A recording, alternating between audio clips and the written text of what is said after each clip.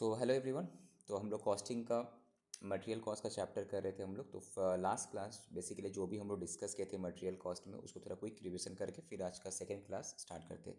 Basically last class में हम लोग डिस्कस करते सर मटेरियल कॉस्ट में जो फ्लो क्या था। बेसिकली मटेरियल कॉस्ट, मटेरियल का रिक्वायरमेंट आता कहाँ से, तो हम लोग डिस्कस किए थे सबसे पहले मटेरियल का रिक्वायरमेंट कहाँ पे आता है सर, प्रोडक्शन डिपार्टमेंट में। प्रोडक्शन डिपार्टमेंट को मटेरियल जब रिक्वायर होता है वो क्या करता है, जो raw material department respective company का रहता है तो उसको क्या करता है, वो बोलते रिक्वायरमेंट भेजता है, राइट। फिर रॉ मटेरियल डिपार्टमेंट फिर क्या करता है, अगेन वो जो परचेज डिपार्टमेंट है उसको बोलता है कि हमको इतना स्टॉक चाहिए। अगेन परचेज डिपार्टमेंट फिर क्या करता है, जो मार्केट में वेंड एनालिसिस मार्केट में एक्सप्लोर करता है कि कौन सा वेंडर से कौन सा सप्लायर से मटेरियल परचेज करना है। इसके लिए क्या करता है, सप्लायर को सबमिट करने के लिए बोलता है कोटेशंस वगैरह। उसके बाद जो लोअर बिड करता है उसी को सिलेक्ट करता है सब्जेक्ट टू दी क्वालिटीज़।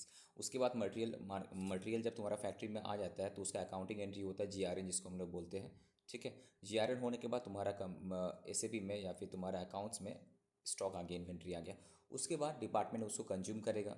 तो जब कंज्यूम करेगा तब जाके एक्चुअली में खर्चा का एंट्री गिरता है, consumption account debit to stocks. और जब इस रिसीव करता है तब purchase account debit to GRR clearing होता है, that is stock account debit to GRR clearing account होता है। उसके बाद फिर यही बिल चले जाता है finance department for the purpose of processing. तो फाइनेंस डिपार्टमेंट जब प्रोसेस करता है तो लाइबिलिटी बुक करता है, पार्टी अकाउंट डेबिट टू जो जीआरआर क्लियरिंग वहाँ पे था उसको क्रेडिट करता है यहाँ पे, ठीक है। GRR clearing account debit to party account करता है वहाँ पे, बिकॉज जब स्टॉक आया था तो क्या हुआ था वहाँ पे, stock account debit to GRR हुआ था। जब स्टॉक तुम्हारा फिर बिल जब प्रोसेस करेगा तो जीआरआर जो क्रेडिट में गिरा हुआ था वो डेबिट हो जाएगा, पार्टी क्रेडिट हो जाएगा। तो ये तुम्हारा लायबिलिटी बुकिंग हुआ। उसके बाद पार्टी को पेमेंट करेगा, party account debit to bank. तो इस तरह से अकाउंट्स डिपार्टमेंट का थ्रू से जो भी रॉ मटेरियल वगैरह परचेस होता है उसका अकाउंटिंग एंट्री होता है। नाउ क्वेश्चन यहाँ पे जो इस चैप्टर में जो हम लोग सीखेंगे basically as a material management department तुमको कैसे प्लानिंग करना है, कितना मटेरियल परचेस करना है, किस टाइम परचेस करना है, कितना क्वांटिटी में परचेस करना है, सो दैट मेरा परचेस कॉस्ट सबसे कम आए। तो जब भी हम लोग परचेस करते हैं हमेशा तीन कॉस्ट इंवॉल्व रहता है। एक होता है purchase cost, that is material का क्वांटिटी कितना परचेस करोगे into purchase price, purchase cost. दूसरा ऑर्डरिंग कॉस्ट, जितना हम ऑर्डर करेंगे उसके ऊपर एक हर प्रोसेस में हर ऑर्डर में एक कॉस्ट लगता है इन्वॉल्व, दैट ऑर्डर कॉस्ट।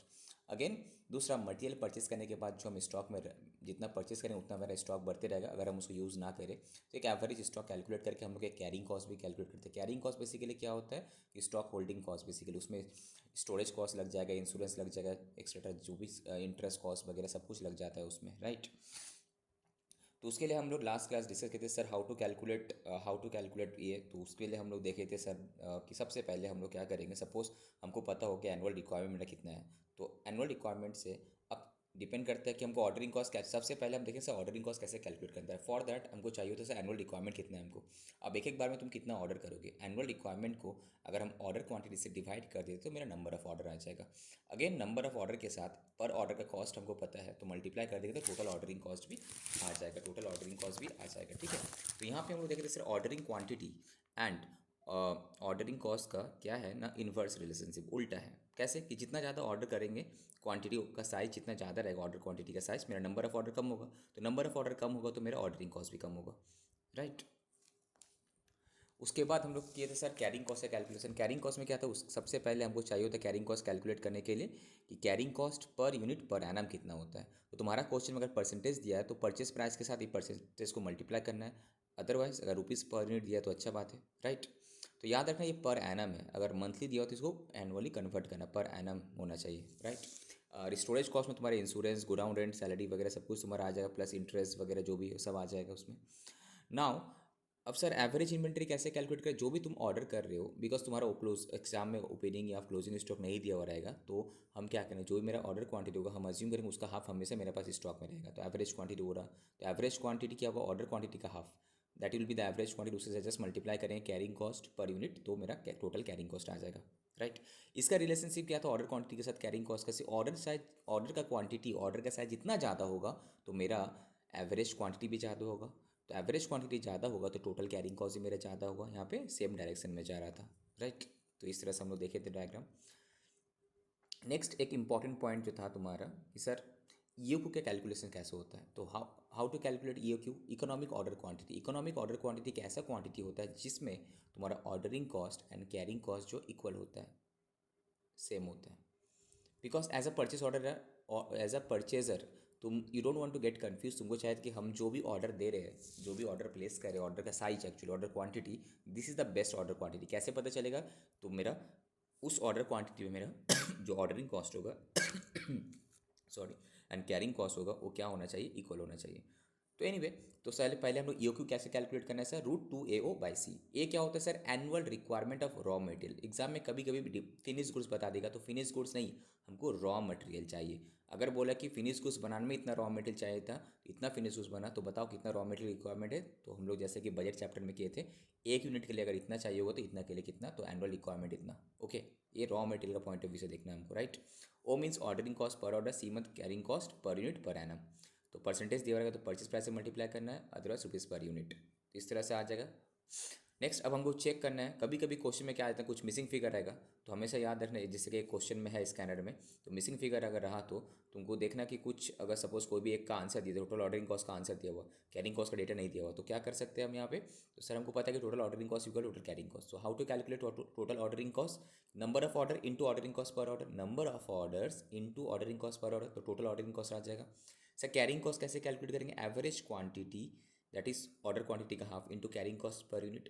तो ऐसा करने से देखिएगा कि अल्टीमेटली मेरा आंसर मैच कर जा रहा है। ओके, अब इसी को बेस करके सिंपल सिंपल सम्स हम लोग किए थे। बेसिकली यहाँ पे एक सम्स के देखो, नॉर्मली क्या होता है, स्टोरेज कॉस्ट परसेंटेज दिया हुआ रहता है एक ही करके, बट यहाँ पे इंटरेस्ट भी है, ऑब्सोलेंस रेट भी है, तो तीनों ऐड हुआ था स्टोरेज कॉस्ट में। अब जो एग्जाम में आता है क्वेश्चंस कि सपोज तुम कैलकुलेट करो कि तुम्हारा ऑर्डरिंग, मेरा अल्टीमेटली मेरा परचेस कॉस्ट क्या हो रहा है, ठीक है। तो सपोज अगर तुमको ये मेरा एनुअल रिक्वायरमेंट है, ठीक है, ये मेरा एनुअल रिक्वायरमेंट है और मेरा ईओक्यू कैलकुलेट किया 200, तो बताओ 200 में करके अगर परचेस करते हैं तो मेरा ऑर्डरिंग कॉस्ट क्या होगा? तो परचेस कॉस्ट सबसे पहले क्या होगा, कितना परचेस करना है? 1,00,000 यूनिट परचेस करना है, annual requirement sorry 5,000 unit purchase करना है, तो 5,000 इंटू परचेस प्राइस, इस तरह से परचेस कॉस्ट कैलकुलेट करते हैं। तो तुम्हारे पास अगर दो सिनेरियो दिया हुआ रहेगा तो दोनों में आंसर सेम होना चाहिए, बट आंसर में भी डिफरेंट। क्यों? अगर सेकंड वाला सिनेरियो मेरा परचेस प्राइस चेंज हुआ तो मेरा परचेस कॉस्ट भी डिफरेंट होगा। Once purchase price is change तो तुम्हारा कैरिंग कॉस्ट भी दोनों में डिफरेंट होगा, राइट। तो देखो यहाँ पे कैरिंग कॉस्ट क्या था? परचेस का 20% था, यहाँ पे परचेस प्राइस चेंज हुआ तो यहाँ भी मेरा carrying cost per unit change हो गया। नाउ सर हमको फोकस करना है, परचेस कॉस्ट तो कैलकुलेट हो गया because annual requirement to purchase price. दूसरा फोकस करना है सर ऑर्डरिंग कॉस्ट। तो ऑर्डरिंग कॉस्ट कैसे कैलकुलेट करते हैं? ऑर्डरिंग कॉस्ट के लिए हमको चाहिए होता है number of order into ordering cost per order. तो सर नंबर ऑफ ऑर्डर कैसे आएगा? हमको एनुअल रिक्वायरमेंट पता है, तो एनुअल रिक्वायरमेंट को अगर हम डिवाइड कर दें तो ऑर्डर क्वांटिटी से, तो आ जाएगा मेरा क्या? Number of order, right. तो number of order into ordering cost per order, तो टोटल ऑर्डरिंग कॉस्ट आ गया। सर चाहिए टोटल कैरिंग कॉस्ट कैसे आएगा? Average quantity that is order quantity जो मेरा कैलकुलेट है तो उसको हाफ करेंगे तो एवरेज क्वांटिटी आ जाएगा, that into carrying cost per unit per annum. तो ये तीन चीज़ को अगर ऐड करेंगे, purchase cost, ordering cost, carrying cost, तो आ जाएगा और टोटल कॉस्ट। ओके, अब दोनों में अगर कंपेयर करके देखना है, जो सबसे सस्ता रहा दैट शुड बी एडवाइजेबल, ठीक है। तो एग्जाम में एक क्वेश्चन भी आया था, हम लोग स्टडी मैट से किए थे। तो बेसिकली एग्जाम जो भी क्वेश्चन में डेटा रहेगा उसको फटाफट यहाँ पे राइट डाउन कर लेना है, ठीक है। किस तरह से? सबसे परचेस प्राइस का डेटा लिख लो, परचेस कॉस्ट आ जाएगा।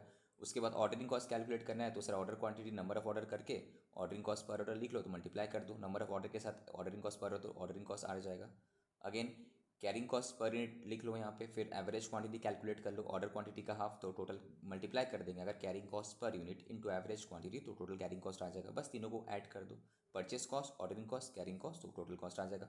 दोनों में से सबसे लोअर जो होगा that will be the selected, वही मेरे लिए सही होगा, दैट उसी ऑर्डर क्वांटिटी पे हम ऑर्डर करेंगे, राइट। ये वाला तुम लोग को बताया था, तुम लोग किया होगा, आई होप सो। नेक्स्ट अब आए थे इंपॉर्टेंट क्वेश्चन। सब ये जो है तुम्हारा, ये जो इस टाइप का दिखेगा मतलब तुम्हारा सीए इंटर का क्वेश्चन है, ये सीए इंटर का एग्जाम में आया हुआ है, ठीक है। नवंबर 22 में क्या क्वेश्चन आया था? Basically I will focus on the question, solution तुम लोग को पता है। बेसिकली क्वेश्चन रीड करके माइंड में तुम्हारा कैलकुलेशन हो जाना चाहिए। हम एक एक करके क्वेश्चन रीड करेंगे थोड़ा फास्ट। कैलकुलेशन जो अभी तक हम लोग के सेम फंडा पे है, बस हर क्वेश्चन में क्या नया कुछ सीखने को मिल रहा है, दैट आई विल फोकस, ठीक है। तो यहाँ से आज का सेकेंड क्लास हम लोग स्टार्ट करते हैं। बेसिकली जो भी हम लोग सीखे थे यहाँ पे मेरा फोकस है बेसिकली ईओक्यू का कैलकुलेशंस। दूसरा ईओक्यू वर्सेस नॉन ईओक्यू में अगर डिसीजन लेना है कौन सा सही है, कि कौन सा ऑर्डर क्वांटिटी सिलेक्ट करना है, उस पर नेक्स्ट हम लोग कहेंगे बेस्ट ऑर्डर क्वांटिटी कैलकुलेट करना, उसके बाद फिर स्टॉक लेवल फोकस करेंगे, ठीक है। सॉरी। तो आज का फर्स्ट सम्स नवंबर 20 में आया हुआ है, सी ए इंटर है, दिस इज सी इंटर का नवंबर 20 में आया हुआ है। देखो क्वेश्चन बहुत अच्छे अच्छे क्वेश्चन है। ऑटोमोबाइल कंपनी परचेस किया है इतना स्पेयर पार्ट्स, किस लिए?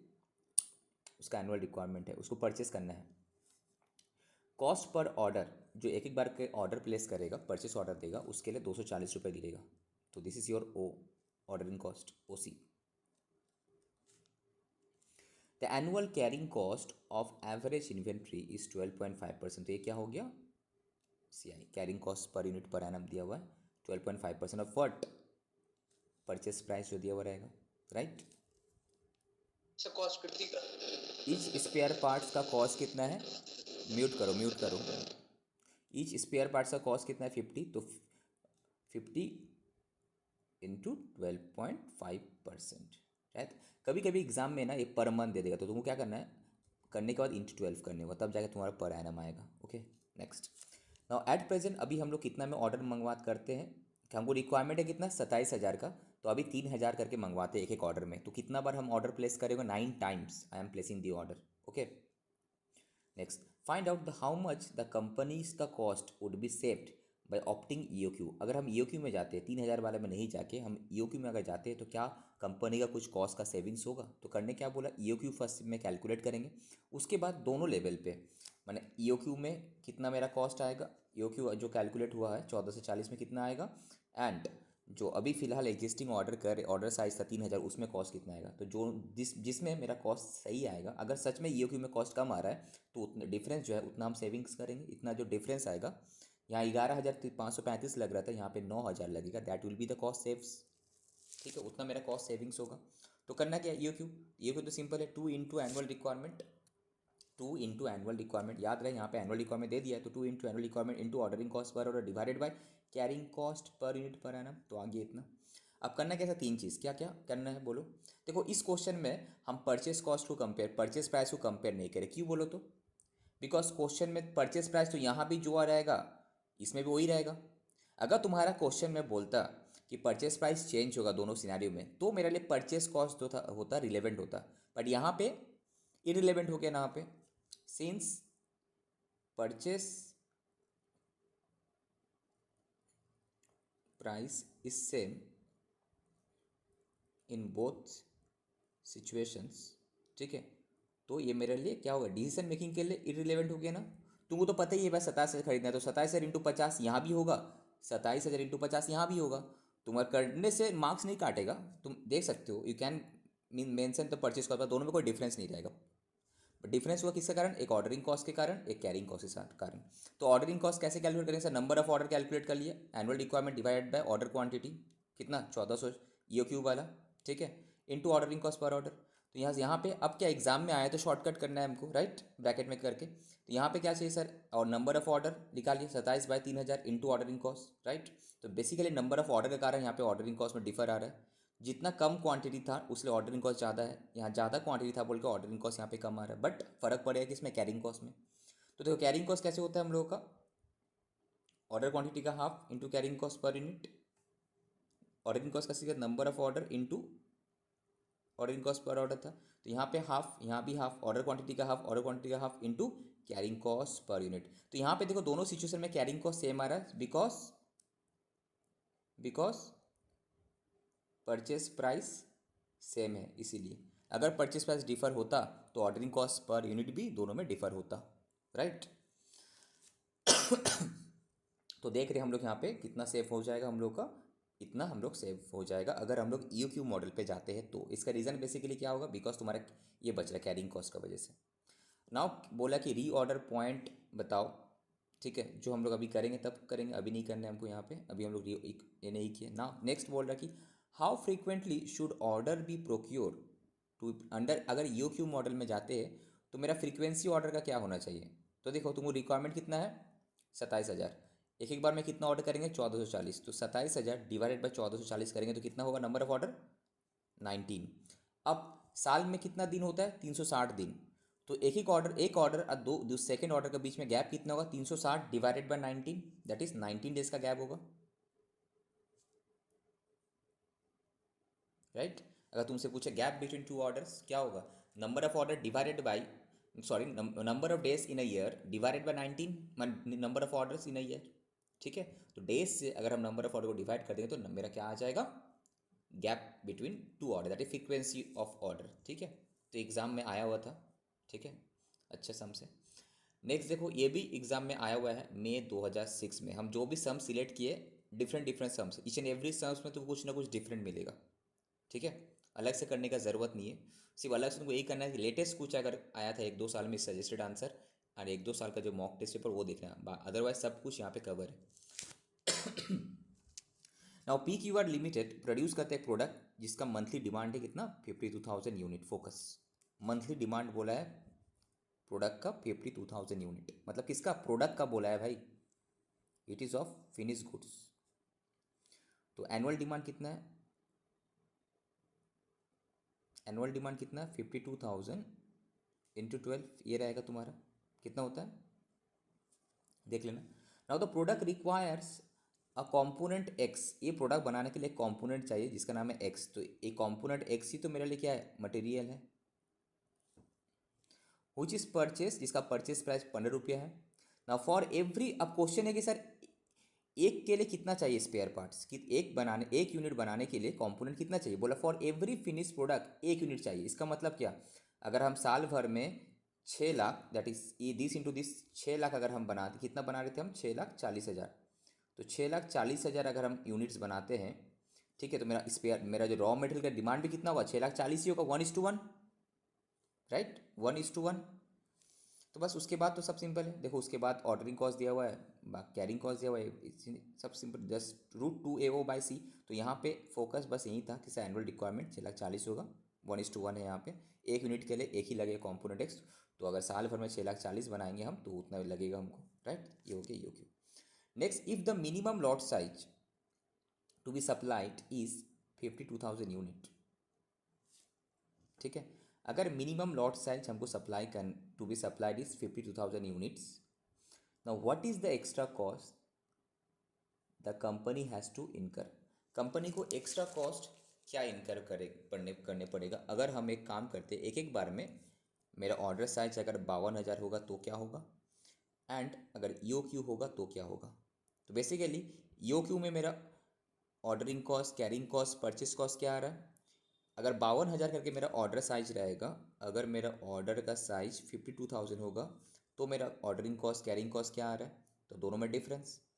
ठीक है, यहाँ पे भी देखो परचेस कॉस्ट रिलेवेंट नहीं हुआ, क्यों, बिकॉज यहाँ पे जो ऑफर दिया था यहाँ पे परचेस प्राइस सेम था। तो परचेस प्राइस अगर सेम है तो साल भर में तो इतना इंटू कितना रुपीज़ था, ₹15 ही परचेस करना है, तो दोनों में तो सेम ही होगा। तो इसीलिए डिसीजन मेकिंग के लिए रिलेवेंट होगा, तुम चाहो तो दिखा सकते हो बट कोई रिलेवेंसी नहीं है इसका। ओके, नाउ तो दोनों सिनेरियो का हम ऑर्डरिंग कॉस्ट कैलकुलेट करेंगे, कैरिंग कॉस्ट कैलकुलेट करेंगे। ठीक है, बस अब डिफरेंस देखो कितना लग रहा है एक्स्ट्रा कॉस्ट। अगर हम इतना करेंगे तो 28 लग रहा है, अगर हम 52 करके ऑर्डर देंगे तो मेरा ऑर्डरिंग नंबर ऑफ ऑर्डर तो कम हो जाएगा, ऑर्डरिंग कॉस्ट तो कम हो जाएगा, बट सर मेरा एवरेज क्वांटिटी बढ़ जाएगा बोलकर मेरा कैरिंग कॉस्ट बढ़ जाएगा ना। तो कैरिंग कॉस्ट बढ़ गया तो मेरा टोटल जो कॉस्ट है मेरा वो भी बढ़ जाएगा ना। ये देखो रिलेटेड कॉस्ट हम लोग बोले, ठीक है, जेहेतु since purchase cost not relevant because same price है दोनों में। ठीक है, तो ये सब कैसे कैलकुलेट करना है, सिंपल सा चीज़ है यार, क्या करना है, annual requirement divided by order quantity. तो नंबर ऑफ ऑर्डर आ गया तुम्हारा, तो number of orders into ordering cost per order, right, number of orders into ordering cost per order. Carrying cost कैसे निकालना है, ऑर्डर क्वांटिटी, ये रहा ऑर्डर क्वांटिटी का half, average quantity into carrying cost per unit, बस आ गया। ठीक है, तो एक्स्ट्रा कॉस्ट इतना लग गया, एग्जाम में आया हुआ है इस चीज़ में, इसीलिए हम करा रहे हैं, एवरी सम्स हमको डिफरेंट मिलेगा। Next, what is the minimum carrying cost the company has to incur. इस पे आप हम लोग फोकस, इसमें तो मिनिमम कैरिंग कॉस्ट, अच्छा मिनिमम, अगर क्वेश्चन में ये बताएं कि मिनिमम कैरिंग कॉस्ट कंपनी को कितने इनकर करने पड़ेगा, इसका आंसर क्या होगा बोलो।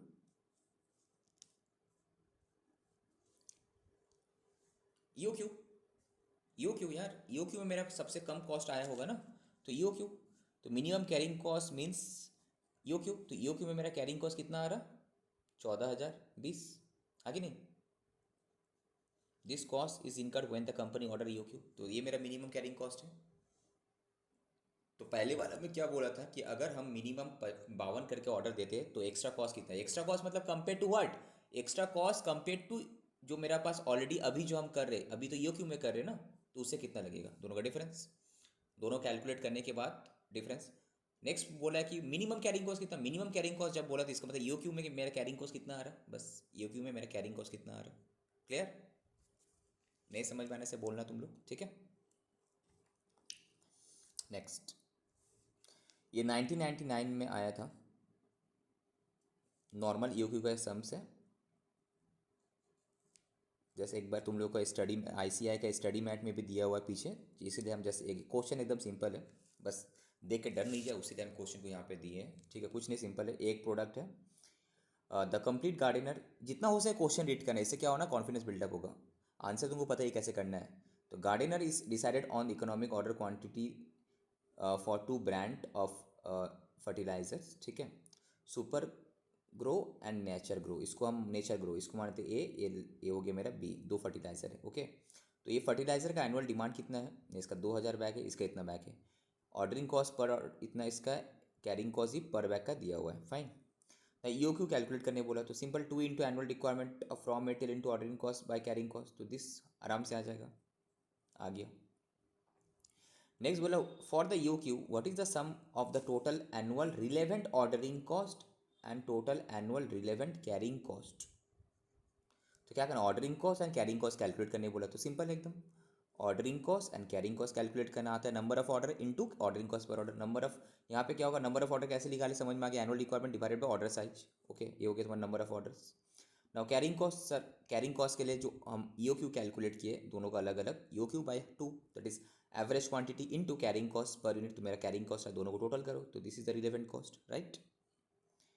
Next for EO Q compute the number of deliveries per year, number of delivery मतलब नंबर ऑफ ऑर्डर क्या होगा, तो नंबर ऑफ ऑर्डर कैसे कैलकुलेट करते हैं, एनुअल रिक्वायरमेंट डिवाइडेड बाय क्या, order quantity, annual requirement divided by order quantity.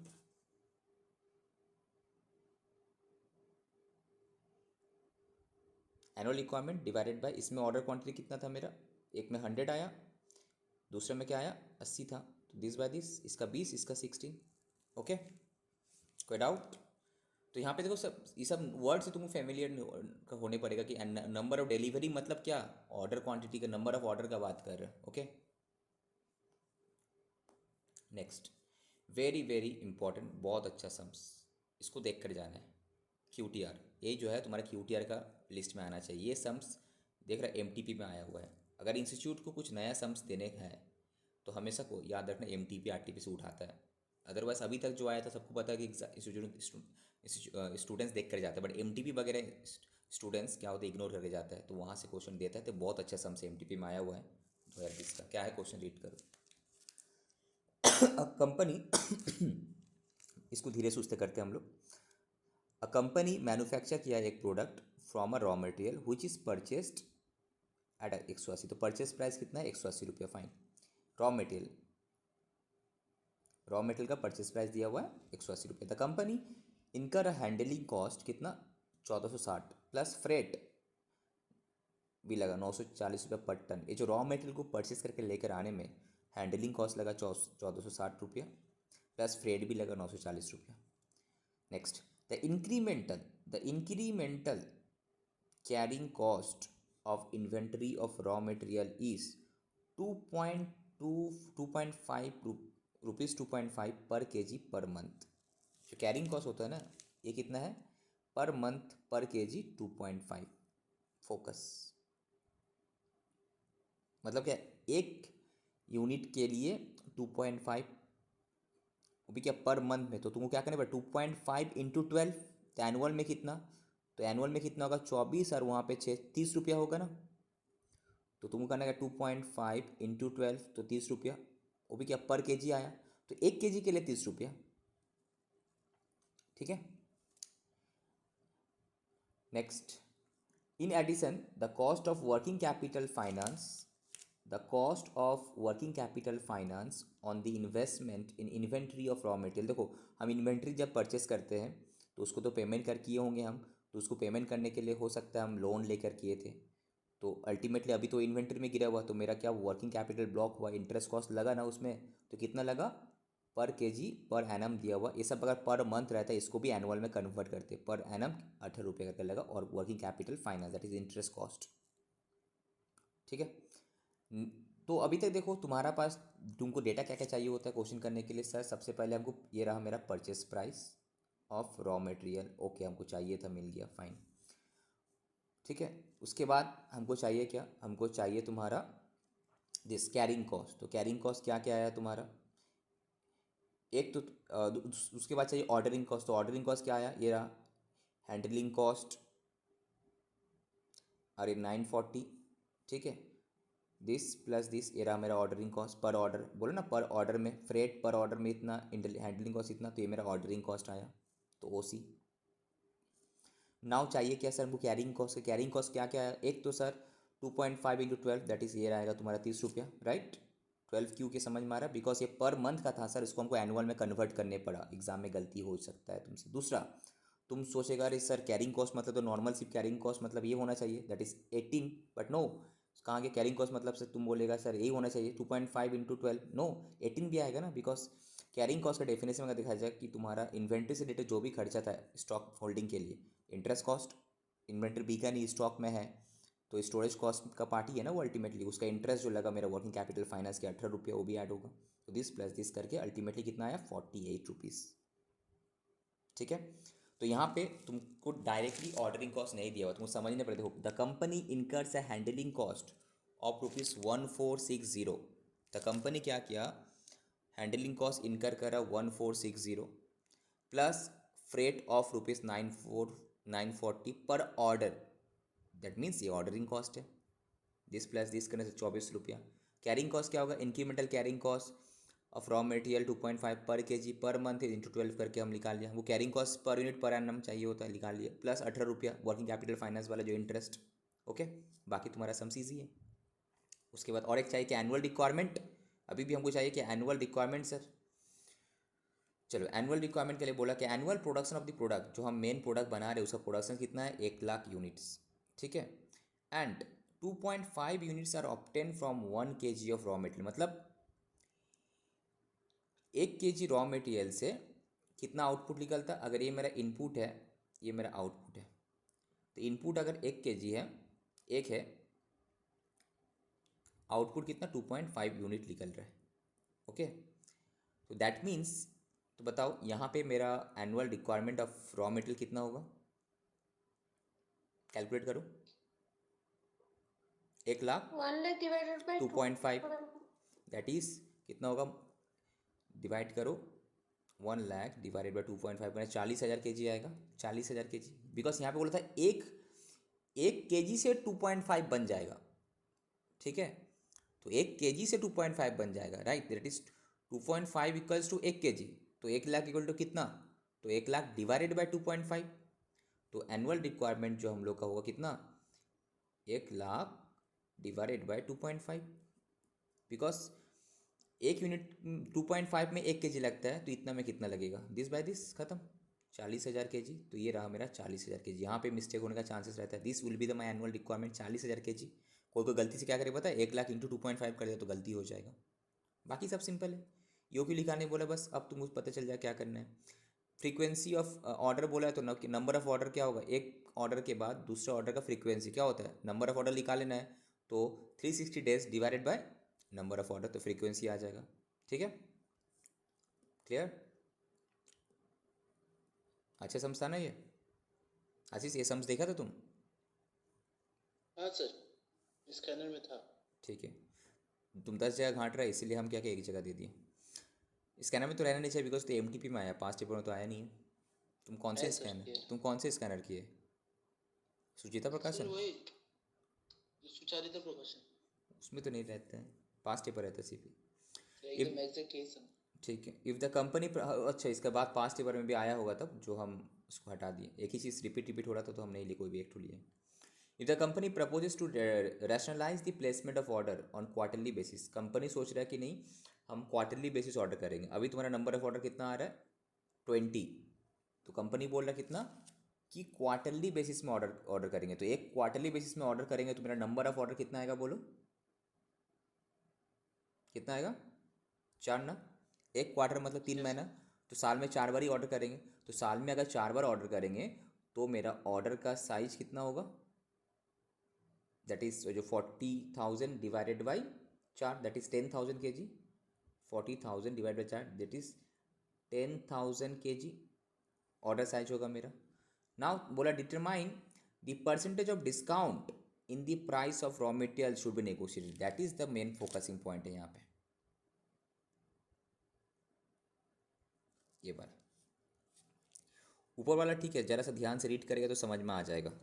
ये भी एनुअल रिक्वायरमेंट कैसे कैलकुलेट करना है, carrying cost, ordering cost, fine. But ये क्या बोला है यहाँ पे कि सर अगर नंबर ऑफ ऑर्डर में हम 4 होगा तो मेरा ऑर्डर साइज होगा 10,000। इन दैट केस बताओ determine the percentage of discount in the price of the raw material should be negotiated. तो हमको क्या करने होगा, हमको रॉ मटेरियल का प्राइस नेगोशिएट कितना करेंगे। तो सिंपली हम क्या देखेंगे पता है, दोनों का कॉस्ट को कंपेयर कर देखेंगे, मेरा कॉस्ट कितना ज़्यादा आ रहा है। मेरा कॉस्ट जितना ज़्यादा आ दोनों रहा का है डिफरेंस हम क्या करेंगे, जितना ज़्यादा आ रहा है उतना हम कोशिश करेंगे रॉ मटेरियल कॉस्ट में कम करें। तो बस उतना कम करने से मेरा रॉ मटेरियल प्राइस कितना होगा, बैलेंसिंग फिगर डिफरेंट मार देंगे, बिकॉज उतना raw material cost divided by quantity, बस परचेस प्राइस आ जाएगा। देखो तो determine the discount to be negotiated. तो सबसे पहले ऑर्डर साइज कितना हो जाएगा यहाँ पे, अगर नंबर ऑफ ऑर्डर 4 होगा, बिकॉज क्वार्टरली बोला है, तो नंबर ऑफ ऑर्डर अगर 4 होगा तो 10,000 kg है कि नहीं। अच्छा एक बात बताओ, इसको अगर हम ऐसा घुमा, लेट्स कंटिन्यू। तो क्या बोल रहे हैं हम लोग यहाँ पे, क्या देख रहे थे कि सर अल्टीमेटली डिस्काउंट का नेगोशिएशन कितना करना है। तो हम सिंपली क्या करेंगे, दोनों लेवल पे मेरा परचेस कॉस्ट क्या हो रहा है कंपेयर करेंगे हम।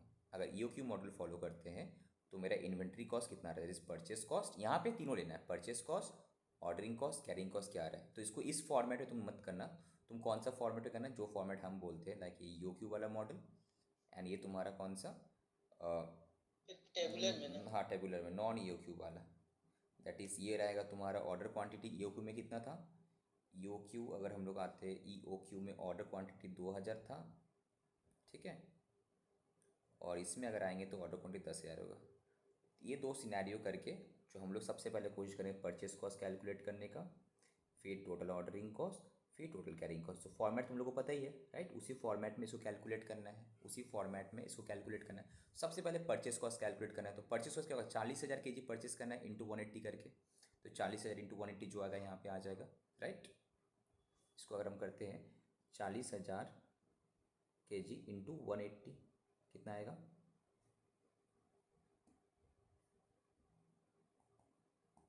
बोलो, शायद 72 लैक्स आएगा, ठीक है, जो आएगा कर लेना यहाँ पे।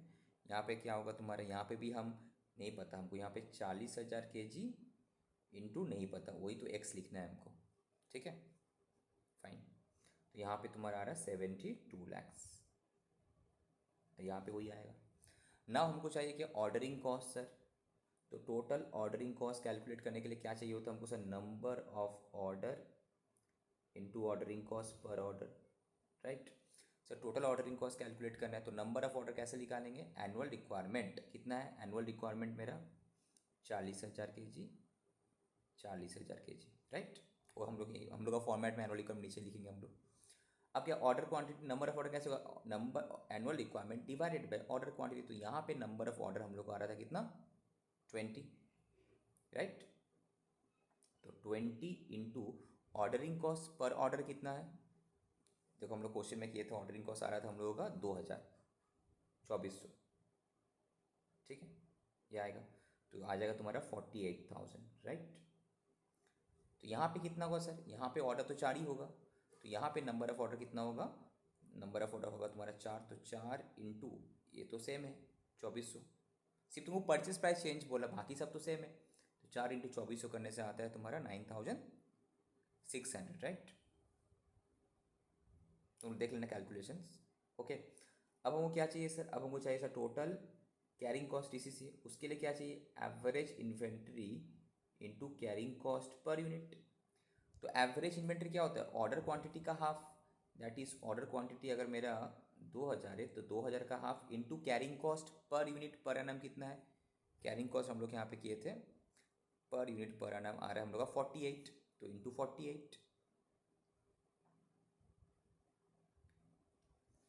तो ऐसा करने से तुम्हारा आ जाएगा, ये भी 48,000 ही आ रहा है।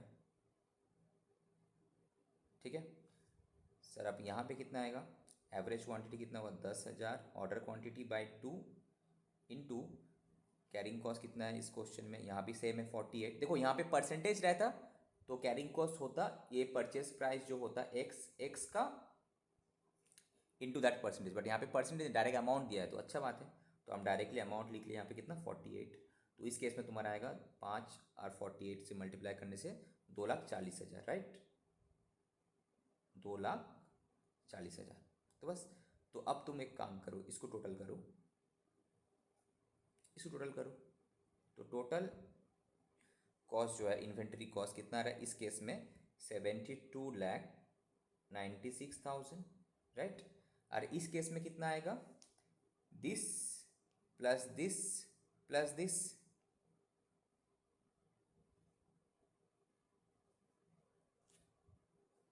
कितना आ रहा 40, दैट विल बी तुम्हारा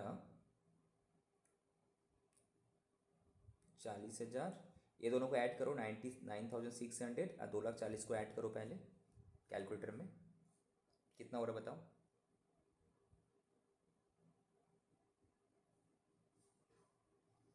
2,49,600, राइट, ओके, तो 40,000 kg इंटू एक्स था, तो उसको ये हो जाएगा तुम्हारा 40,000 एक्स प्लस 2,49,600, ठीक है। अब हमको क्या करना है, बेसिकली हमको देखना है दोनों का प्राइस, दोनों का कॉस्ट इक्वल होना चाहिए।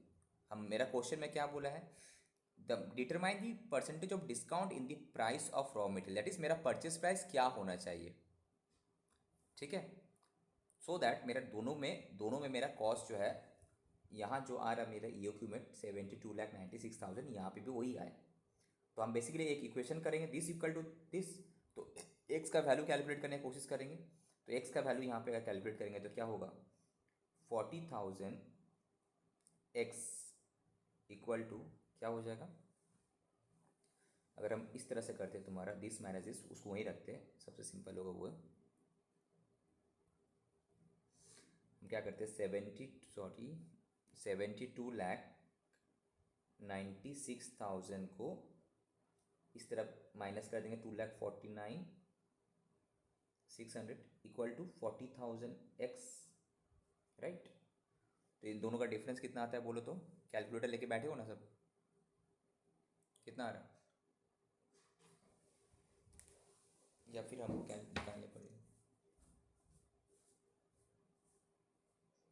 70,46,400।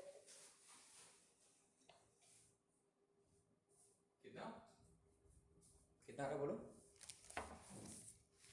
कितना आ रहा,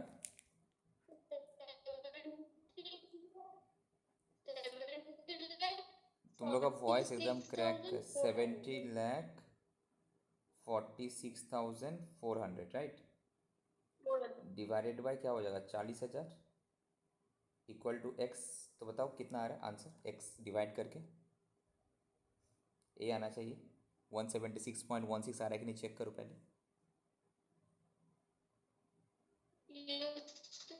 ए आ रहा है 176.16, ओके। अब परचेस प्राइस तुम कैलकुलेट करिए, अब तुम्हारा क्वेश्चन है बोला डिस्काउंट कितना, तो बेसिकली अभी मेरा परचेस प्राइस कितना था 180 था, अगर हमको कॉस्ट इसका बराबर करना है तो हमको मटेरियल 176 में परचेस करने पड़ेगा, परचेस प्राइस, इसका मतलब हमको डिस्काउंट कितना चाहिए भाई, कंपेयर टू अभी का प्राइस से 2.13% डिस्काउंट चाहिए, यही तो करने बोला था, ठीक है। तो इस फॉर्मेट में मत करना, I don't advise this format, तुम लोग ये जो टेब्यूलर फॉर्मेट है उस पर करना, जो बेसिकली मेरे जो फॉर्मेट है यहाँ पे तुम लोग को हम दिखाए होंगे उस फॉर्मेट में करना, ये जो फॉर्मेट रहता है हम लोग का, ये format is the best format, इस फॉर्मेट में करना।